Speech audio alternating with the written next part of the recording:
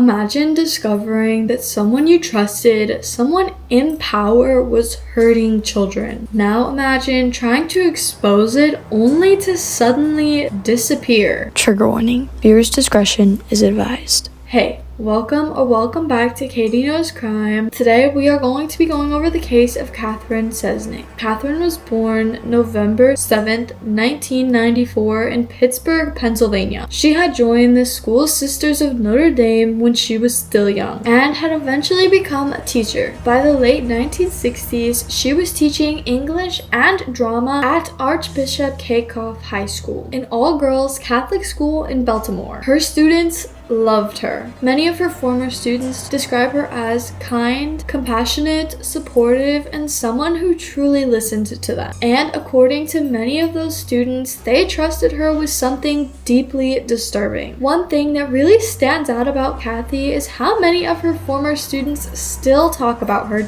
decades later. That kind of loyalty only happens when a teacher genuinely changes people's lives. Years later, several students had said that they had been sexually abused. And the crazy part is, it was by the school chaplain, Father Joseph Masquel. According to those students, Kathy had learned about the abuse and was planning to help them report it. Many people later wondered, was she killed to keep her silent? That theory would later become a central theory decades later. November 7th, 1969, Kathy had left her apartment. She shared with another nun to run errands. The plans for that evening were simple: cash a paycheck, shop at the shopping center, and buy her sister a gift for her engagement. She had also stopped at a bakery and bought buns. That night, she never returned home. Early the next morning, her friends noticed something strange. Kathy's car was parked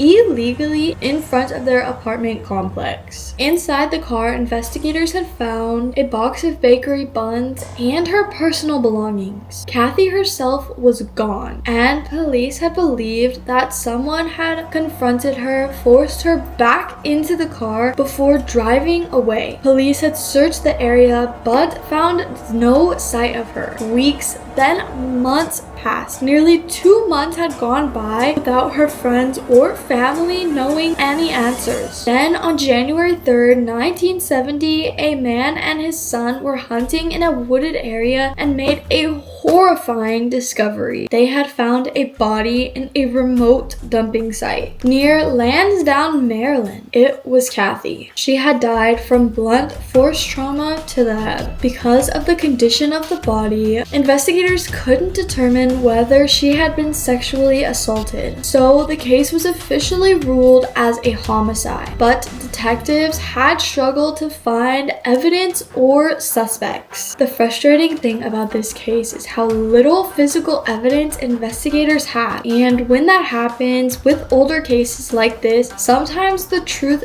disappears with time. For decades, this case went largely quiet, but in the 1990s, new allegations changed everything. Former students from Archbishop Kakoff High School had began coming forward about the abuse they had experienced, and many of them believed that Kathy had been murdered because she knew about it. One woman even claimed that Father Mascow had took her to see Kathy's body as a warning not to talk. This story was shocking, but investigators could never prove it. More than 50 years later, the murder of Catherine Sesnick remains one of Baltimore's most famous unsolved cases. Police say the investigation is still technically open, but the truth may be buried in the past. And for many of Kathy's former students, the search for justice never ends. Let me know what you think about the case of Catherine Sesnick and what you think happened to her. RIP Catherine, and I'll see you in my next video.